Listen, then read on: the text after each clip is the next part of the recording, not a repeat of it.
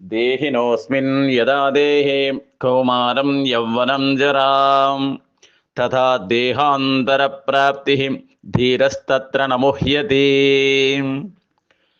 దేహదారి ఈ దేహంలో బాల్యం నుండి యవ్వనానికి, యవ్వనం నుంచి ముసలితనానికి క్రమంగా వెళుతున్నట్లుగానే మరణము తర్వాత వేరొక దేహంలోనికి వెళతాడు. ఇటువంటి మార్పుచే ధీరుడు మోహం చెందడు.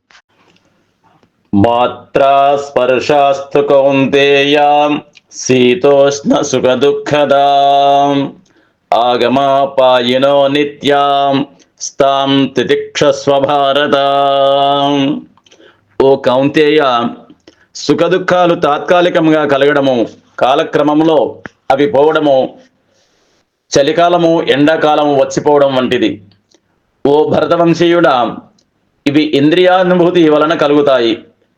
కలత చెందకుండా వాటిని ఓర్చుకోవడము మనిషి తప్పక నేర్చుకోవాలి.